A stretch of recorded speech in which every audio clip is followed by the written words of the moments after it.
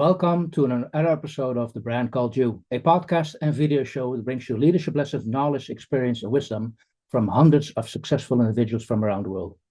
If you're new to the channel, please subscribe so you won't miss a new episode. I'm your host, Frits Butsemaker, and today I'm delighted to have a conversation with Gyuri Vergouw. Gyuri, welcome to the program. Thank you. It's a great honor and pleasure.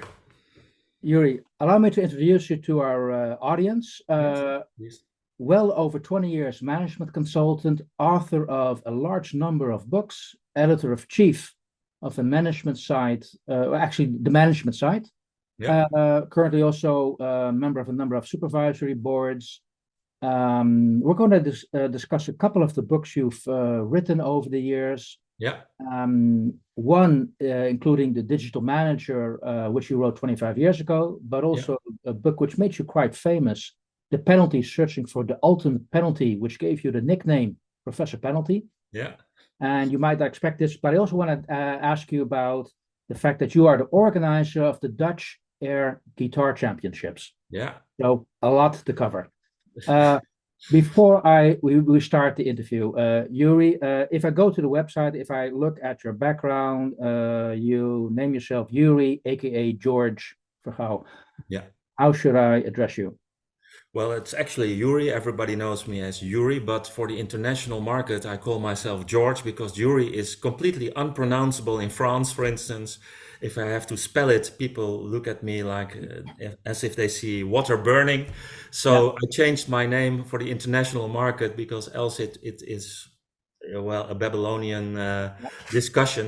So in international market, I call myself George. George. Okay. If we have an international audience, are we going to stick to George? Yeah, please. Okay, That's great. great. Yeah, but it finds its origin in the fact that you're half Dutch and half Hungarian. Yes, that's correct. My mother came from Hungary already long before World War II, with the Red Cross as a sort of refugee. With her sister, she was 4 years old. She came to the central station in Amsterdam. She got picked out of the large group of children, got a new family in the Netherlands. She stayed here. Her sister went back to Hungary. But in order to keep the Hungarian feeling alive, they called me Gyuri, and not expecting probably that it's completely unpronounceable in the Netherlands. Nobody knows how to write it, but I'm very proud of my heritage, both the Dutch heritage and the Hungarian heritage. So I hope it's a good mix. And that's a very nice story to begin with, to be very conscious of your background, because I think most people who don't have that experience are not sometimes aware of what that background is. No, I think that my name helped in that respect because every day I have to tell people where my name comes from. And they think it's from Russia or Bulgaria or Poland or whatever. I always have to tell the story, the background of where I came from, how things happened in my life, how things started. And it helps me to keep history alive, to keep a mind that's always inquisitive, searching for new ideas, also new ideas that are maybe not very common in the Netherlands, but maybe very common in Hungary and the other way around. So I think it helped me during my life to keep a sort of spirit awake in myself. Good. Okay. No, it's actually good to be aware of that. Now, I want to move to one of the first topics I'd like to discuss with you is you became a management consultant. You are a management consultant for over 20 years. Yeah, 30 years. Yeah. 30 years. Now, that's quite a wide variety of topics which falls under that category. Yeah. What is your main topic? Why do people invite you to speak on this topic? Yeah. And what do you write about? Well, I started to become a consultant 30 years ago, and it's a sort of calling, as I say. You can become a consultant to learn for a few years and go into management later, but I always thought I would become consultant and stay that for the rest of my life. One of the main reasons is that I see a consultant as somebody with a very broad interest. You have to keep up to date with your knowledge. It's mostly about strategy, but I also wanted to keep the human aspect of consulting alive. So it's not only about strategy or about balanced scorecards or about big data, but it's always about people. And I wanted to make the combination between those two. I wanted to stay independent, so I've got my own independent role. I'm not linked to the big four in the Netherlands or to the big names in consultancy. I'm an independent consultant. I have no links to other companies. When I work for one, there is no relation to other competing companies. So that feels free, and I hope that it helps and it supports the quality of my work. So that was the whole idea. But I really see it as a calling. I cannot imagine that I do something else than being a consultant. Okay. Yeah. And you've taken to the next level that you've put your thoughts, your consulting thoughts on paper. Yeah. Quite a large list of books, which Yeah. you covered. And also just a couple of, like the Labyrinth of the Soul. I don't know if I'm, Yeah. it's very much about personal development. Yeah. Commitment, which is about how actually to demonstrate passion and commitment. Yeah. And also the dodo effect about behavioral change in organizations. So all these titles do reflect the personal, the people approach. Yeah. Just how I read that. Yeah.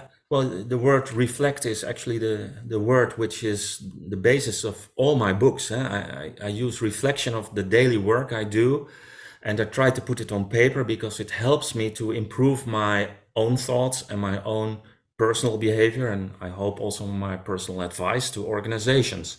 So, for instance, if you talk about my book Commitment, I read a lot of management books, Tom Peters, for instance, In Search of Excellence, but also Kaplan, The Balanced Scorecard, and all these books. And they all say the model which you are going to read only works when there is commitment. They all say the word commitment. And they all use the word commitment, but they do not explain what the word commitment means. So I thought, well, there's a gap. Yeah. I need to fill in that gap. That's my professionalism. I'm a consultant. They have the model, but before the model, there has to be commitment. But how do you get commitment? What's the basis of commitment? Engagement of people in your organization. How do they get enthusiastic about whatever model? And because every model works somewhere, but not all models work everywhere. So you have to find the reason why people get enthusiastic about models, approaches, strategies. And then you can implement a strategy, not the other way around.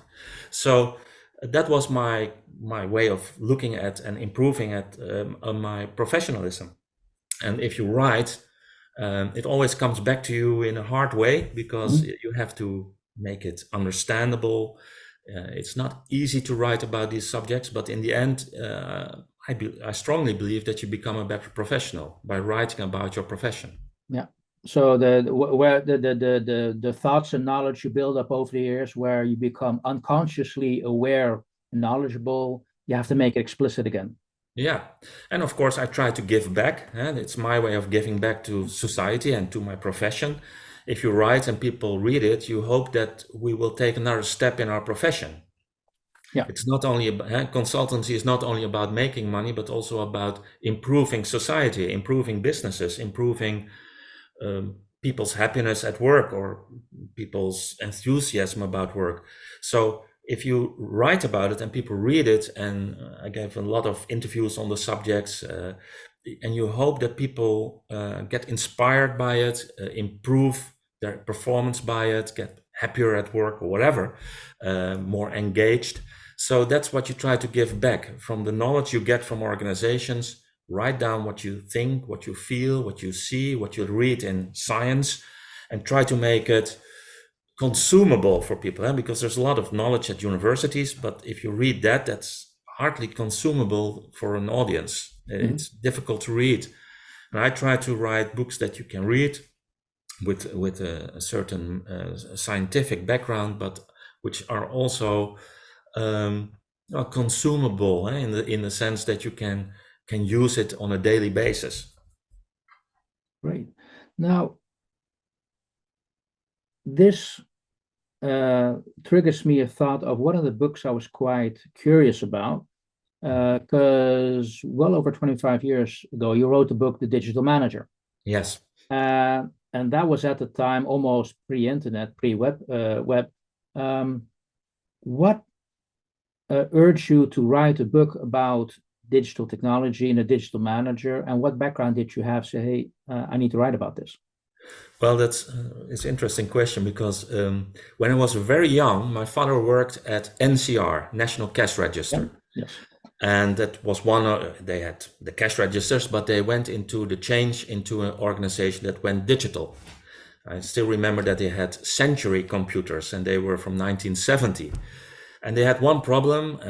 They said, well, nobody ever gets fired for choosing IBM. They had to fight against IBM. They had to get a market share, and it was very difficult. But I got a lot of information from my father. Digital, zero, the binary system, 0, 1. And he showed me those things. So I was aware of computers. I was aware of computerization. It interested me a lot. But it was a bit far-fetched for me in the 80s to go into computer science. I know SQL and things like that, but it was a bit far-fetched. I didn't know what to do with it. Then in 1993, 94, the internet arose, and I thought that's totally me. The internet is totally me. It's information. It's loads of information. How does it work? And I got a telephone line with the internet, and it took me hours to get an article. And I thought, this is the future. This is the future. But nobody else saw that in my social environment or etc. So I went to Professor Mastenbroek, well known for his books on negotiation, etc. And I said that I was interested in this, and he said, well, I need a new editor, and you become editor internet.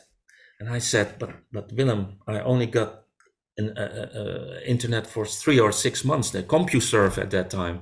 He said, you're further than anybody else I know. Start writing about the subject. So I started writing, and the first article was about search engines, how to use search engines, Boolean, the strings with how you can search on the internet, Alta Vista and web crawler and all those Lycos, things that have disappeared, most of them. So I started really at the bottom, understanding how can you search, how can you find what is happening, what is the technology. And so the first articles were published in 1995, I think.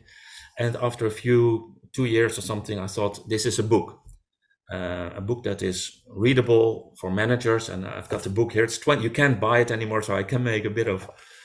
So you see a completely depressed manager in front of the book, because most managers were depressed about the idea of the internet. And I started giving lectures in the Netherlands about the subject. And that was not always a great pleasure, I must say, because people just didn't believe what I was saying. Okay, can you give an example of one of the things you predicted and people disbelieved? Well, for instance, I went into meetings of the chambers of commerce in the Netherlands, and there were hundreds of people, free entry, etc. And of course, they were interested in the internet. And to try to make it, well, a bit approachable for the people in the middle of the lectures, I said, who of you has got a music store? Who is selling music? And there were always 4 or 5 people raising their hands. And I said, well, be aware, MP3 is coming. So people will download music. Their reaction was, Mr. Vergouw, you're talking rubbish. People want to have a physical product in their hands before they want to buy music. They want to have a CD or a cassette. They don't want to download. Nobody wants to do that. And to pay for a download, it was completely, they didn't want to hear it. They left the building. Elvis left the building, but they left the building as well. They just walked away. And then I said, okay, but who is into travel? And 6 people raised their hands. And I said, well, people will book their own hotels and will book their own tickets. They said, Mr. Vergouw, this is completely nonsense. People are unable to book their own hotels and their own tickets for airlines.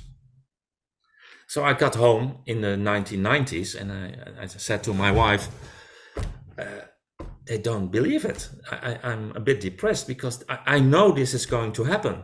And you Okay. had CD Now, you Yeah. had companies already selling in America. Yeah, And that's maybe you can expand. In hindsight, it's quite obvious that this was what the internet has brought us. But how were you convinced?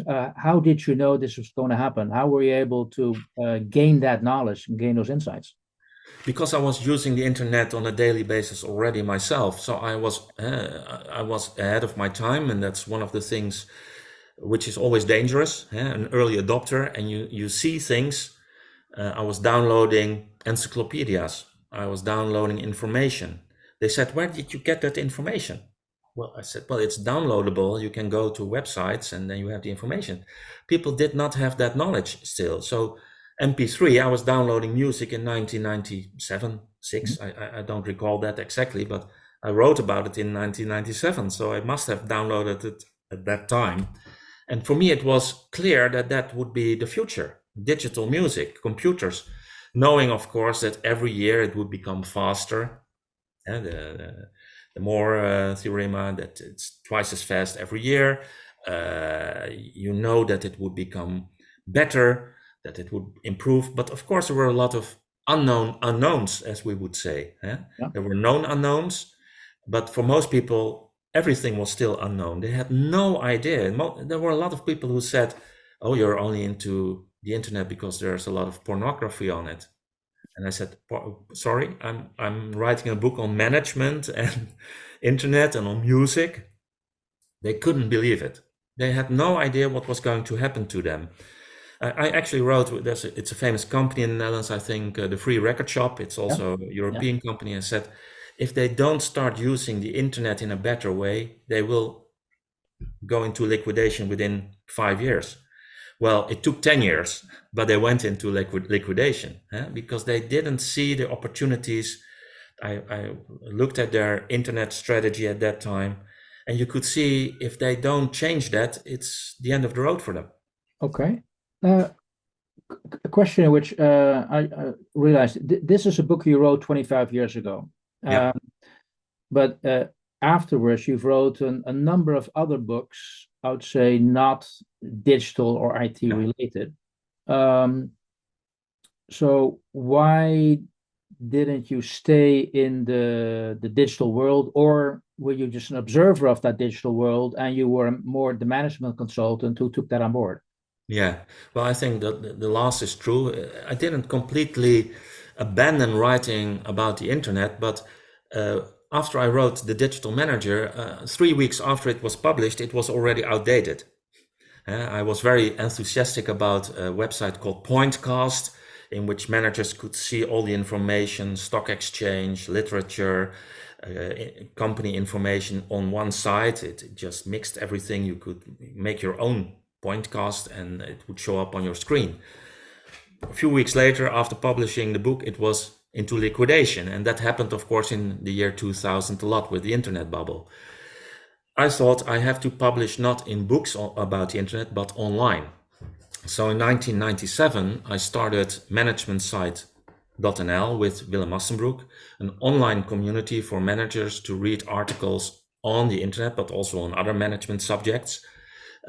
For instance, this week we published an article on the Tour de France, on the final days of the Tour de France. We could publish that within a day. Mhm. You can change it if things you can add. We have 80,000 members on the site. That it's faster. It doesn't take 6 months before a book or a year before a book can get published. So I still publish, but about the internet only online. On managementsite.nl, and with 80,000 readers, how big is that compared to other sites which provide the same information? Is it like the number one site? I think it must be in the top 5 of the Netherlands, if not the top 3. I think it's one of the biggest sites. We have 80,000 members. We have hundreds of thousands of readers every month. I think over 1 million pages a month, if not 2 million. I haven't seen we've grown 100% this last year in page views, so it's going really well. But I started it with Willem Asbroek, and we were the only 2 members. and we were the only two writers. And now we've got more than 1,000 writers, Dutch writers. It's for the Dutch language region, so Belgium and the Netherlands and Suriname. But we really wanted to open up that market because it was a closed market. Management literature was, well, there were 3 or 4 periodicals, quarterlies. They had I think maybe 4,000 readers. And we wanted to open it up for readers, but also for writers, because we wanted to see what is happening on management on a daily basis, but also by people who work as managers, who are consultants, and not only by scientists. So they are very welcome. If they've got a good article, everybody's welcome. But we wanted to tell the stories from within and fast. If something happens, we wanted to react fast. And we were used to, okay, send in your article. In 2 years' time, it will get published in the Harvard Business Review, or in 3 years' time. And we can publish it within 3 hours. Which is what we're used to today, and that is quite a transition which we're serving at the moment. Now, I also want to, before I continue on my last real topic I want to discuss with you, I want to come back to something you mentioned, the fact that your father worked for NCR. That gave you inside knowledge in digital. So to what extent was your father a role model or inspiration? And additional, what are your sources of inspiration you use? Well, my father was certainly an inspiration because he worked at such a company, which in the 1960s and 70s wasn't quite normal, digital companies. So that was a role model. Also that he was very interested in all kinds of things. He read a lot. He talked about his job, about digitalization, computerization. He showed me those things, so that was interesting.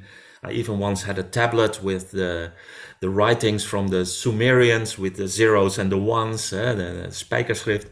And so that inspired me a lot, and it made me think about this is the future. That's a main ingredient. Another person who inspired me a lot is Willem Mastenbroek, with whom I worked a lot, professor in change and culture in the Netherlands, who wrote about negotiation strategies and about change management. So change management is, of course, at the core of every consultant's work. So he's a big inspiration. And I must say that also Tom Peters, also a man who's talked about a brand, branding yourself, is an inspiration. Although I know that his books are not always based on scientific proof, but I think at the core of his thoughts is change, is the client first, put the client first, quality, the focus on quality, and those things are certainly ageless. So those are inspirations to me. And of course, in sports, there are a lot of inspirations too. I think every child wants to become a football player or a sportsman. So it's a very nice segue to my last part of the series of questions I have for you. But before I ask that question, these are the sources of your inspiration, and how has that given you guidelines, North Star? Are there certain principles you say, look, these are my set of principles or guidelines, how I lead my life, how I do my work? Yeah, I think be true to yourself. That's one of the things. There are certain lines you do not cross. During the war, for instance, my mother was in the resistance. She had a Hungarian passport, so she could go through the German lines. They were Axis power, but she was in the resistance. My father, he lived underground because else he had to go into war, etc. So, or work for the occupators. So he didn't want to do that. He lived underground for 2 years. So be true to yourself. I'm really into compliance as well. Try to comply to rules, etc. Because if you cross lines, the first line is maybe not too bad, but it's then easy to cross a second line and a third line, and before you know it, And that's what happens to a lot of consulting firms at this moment in the world. You cross too many lines, and I try to not to do that. That's why I stay independent. I try to be loyal to myself, try to improve the profession, make it. Right. Could you maybe expand on your statement that okay, consultants are crossing too many lines? Yeah. What does that mean? Can you make them a little more explicit?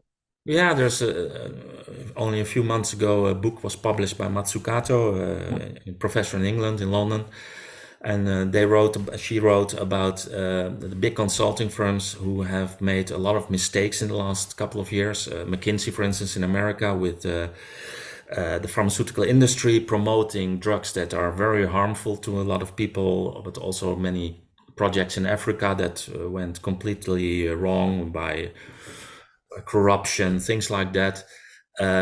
Trying to get too much influence in organizations, mainly also government agencies. And I think that the role of a consultant must be one of big added value to organizations. You must add value to what is happening in an organization. You must not stick to one organization too long, because then your effectiveness will decrease. And that's, of course, a totally different business proposal compared to the big firms who try to get in as many people as possible. And I understand their business proposal very well. I understand it. I know them. Yeah. Sometimes you have to respect them for what they do, but they cross lines in too many ways. For instance, KPMG this week, it became known that they had a sort of e-learning tools for their employees, in which they had to learn about their profession, professionalism, ethics, etc. But they all knew the answers beforehand. Well, that's something that has to be dealt with in these organizations. It happens everywhere. It already happened in America. And why does it happen 5 years later still in the Netherlands? Yeah. So they have to be aware that their business model has to change.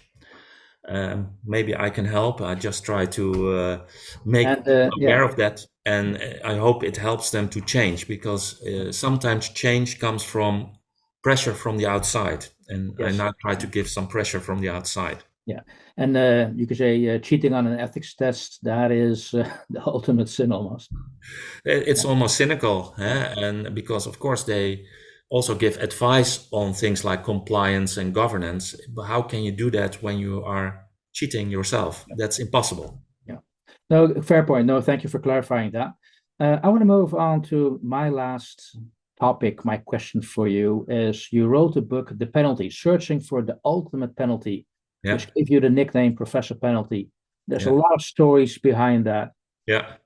Share. Okay. Well, maybe I was just a frustrated football player who never got to the fact that, the doctors told me when I was 13, you can't play football anymore. I've got bad knees.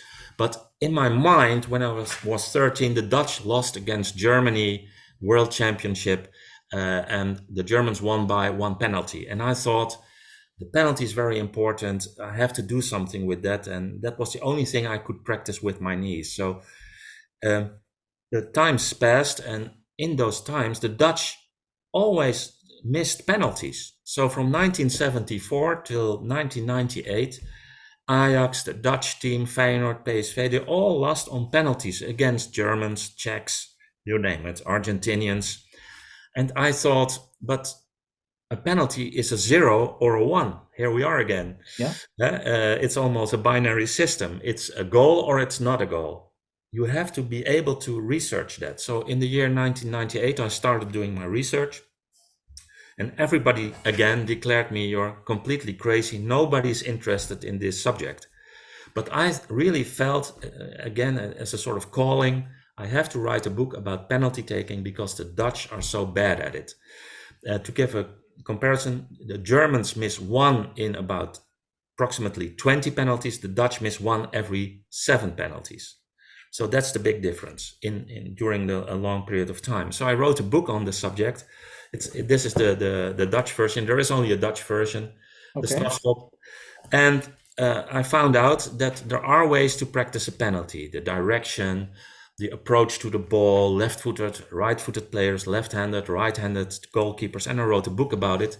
Everybody told me I was crazy. 99% of the Dutch population thought so.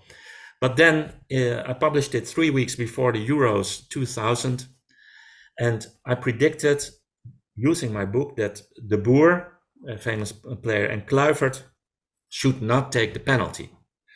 And everybody called me even more crazy because they said, and I had information on that, I did a sort of questionnaire on it. They said those are the two best players for the Dutch to take a penalty. And I said they are the worst. People called me crazy. Euro 2000, semi-finals against Italy. Who missed the penalties? Kluivert and De Boer. And after that, the rest is history. Everybody was on my doorstep. I gave 17 interviews a day. It went to England. I even have interviews in Sudan, United Arab Emirates, Vietnam, you name it. There are books about it. I went on Channel 4, ITV in England. So it became an international sensation, I can say. And it was 3 years before Moneyball, which is, of course, also interesting. I'm an economist. I love statistics. I read the World Almanac. Probably many Americans know that book. A book full of facts and many facts about baseball, American football. And I read the statistics. And I thought, why are these statistics not available on football, Dutch football, soccer? So I thought I was looking for that information. I got it. I wrote a book about it. And every World Championship and every European Championship, the phone rings, and I have to give interviews worldwide. Okay. And nickname Professor Penalty. Are you happy with such a name, with that nickname? Yeah, of course, it prevented me for taking a PhD because I'm already a professor. Okay. It helped me in that respect. But well, it's of course a very nice nickname. Yeah, it's nice. But in football, and that's maybe a lesson to be learned, it doesn't help me with football players because they think you're a professor, you're somewhere high up in a building, and you have never played football yourself. How can you say something about my penalty taking? Whereas I think I'm not talking about my penalties, I'm talking about your penalties. I analyzed their penalties on a global scale. You'll be becoming a consultant again, I guess. Yeah. Helping to improve. So, sorry, how to? How helping to improve the organization in this case. Yeah. This is just what management consulting, Sam, again. Can you verify a rumor that there was a world championship where the Netherlands, when it was penalties, they changed the goalie? Yeah, that is true. Was that a result of your influence? Well, I certainly hope so, because I gave that advice on TV at Barend en Van Dorp, a very famous TV show. And I said 5 minutes before the end of the game, you have to change the goalkeeper, because at that time, Van der Sar, he only stopped 1 out of 33 penalties. And we had another goalkeeper who was a very great goalkeeper, Westerveld, and he stopped approximately 1 in 3, 1 in 4 penalties. So I said, change the goalkeeper. And later, Van Gaal did that with Krul, of course. He entered Krul against the Costa Ricans. The interesting thing about that is that when I gave that advice in the year 2000, everybody said, you can't do that, that's crazy. The goalkeeper will get nervous because he will get exchanged by another goalkeeper. That's not good for his ego, etc. Whereas I just thought, well, the idea I got from the Russian ice hockey team. You had the greatest goalkeeper in ice hockey history, Tretiak, and I saw a game in which the Russian coach changed Tretiak, the best goalkeeper in the history of ice hockey, for another goalkeeper whose name I forgot, because there was a shootout. And he knew that in shootouts, the other goalkeeper was better. So that was an idea I got from the 70s when I watched a lot of games from the Russian and the Canadians, etc. So I got that from the ice hockey. I said, football should do that too. But everybody declared me crazy. And that's the lesson to be learned. When you're an early adopter, you're crazy. When you're later and you adopt sometimes a good idea, maybe I've got a lot of bad ideas as well, but this was a good idea. When you adopt it later, you're a genius. So I always walk the thin line between crazy and genius, and I hope I just stay in the middle. and no, Okay. don't fall off the small cord. Oh, we're almost running out of time, Gyuri, but or George, fascinating stuff. So many questions for you. So a quick couple of questions. Yeah. Um, this book has been very successful. It brought you around the world, but what does success mean for you? Well, I hope for me, of course, I learned that as well. In the beginning, you think my book has to sell a lot of copies. Yeah. Now I like the idea that I inspire a lot of people. I know that my book, The Strafschop, has inspired a lot of people. They write about the book, they use the book. The same is true for instance, The Labyrinth of the Soul. There are other writers now who write about, it's a sort of parable which uses coaching techniques, etc., in a storyline. And I know that people use that to get inspired. I like that they use the ideas, that your ideas stay alive, like the penalty taking. It's not so much about me. I don't have to take the penalties. I don't have success with scoring a penalty, but I like to add to the Dutch football team that they use the ideas and to become successful. That is really difficult, as I said, because there's a big feeling in football. Well, certainly in Dutch football, something from science can be good, can't help us. But there are teams that use it now, even in the Dutch Premier League, and they are successful with it. So I'm now convinced that there are coaches, and not quite famous coaches, that use the ideas. And Success is that's providing inspiration. yeah. And it Any takes a lot of years before it happens, 20 years maybe. Yeah. Okay. So that's a nice segue to one question is, what's your advice to young managers starting their own journey? Um, be curious. Don't think you know everything already. A model is just a model. There are many models, and I mean models in business models. So be critical on the organization you work for, but also at yourself, on your functioning. Keep your engagement alive, keep your happiness and enthusiasm alive, and don't quit too fast. I mean, I see a lot of people quitting after a year, and there's another job. It's quite normal nowadays to quit very fast, but sometimes you have to go past yourself to be a bit stronger. It doesn't all happen at once. Sometimes it takes time. It took 20 years, more than 20 years before people started practicing penalties in the Dutch league. 20 years. Yeah. I had to convince them. It doesn't happen in a day. It doesn't happen in a year. So, Tenacity. yeah, tenacity. Yeah, that's the right word. Yeah. Okay. Hey, final question or final topic. The Dutch Air Guitar Championship. You Yeah. included that in your bio. Something you are proud of, I assume. Yeah. Why is that in there? Why did you do that? Yeah. Well, sometimes a person has to be a bit crazy and also free. I truly believe in being free. And in 2003, I heard about the World Championships air guitar in Finland, in Oulu. And I thought, this is the craziest idea I've ever heard of. It's so crazy. And I talked about a friend and he said, I agree, it's the weirdest, craziest thing. So I decided with him to go to Oulu and to see what's happening there. And I just bought the license for the Netherlands because it's a licensed operation. And of course, everybody said it's crazy, it's weird. But again, I just thought I organized it and we have 50 friends coming. Well, I organized it and I did it at the biggest venue in the Netherlands of rock and roll, Paradiso. And they said, we don't want it in the small venue, we want it in the big venue. So I had to fill in a big venue with the Dutch Air Guitar Championships. It was filled completely. It became bigger than I ever thought. I had 17 TV stations at the finals, 17. They never had more than that. And I thought, what's happening? It was just a joke. It was fun. It was being happy with each other. Other people play golf. I play air guitar. I'm a big Jimi Hendrix fan.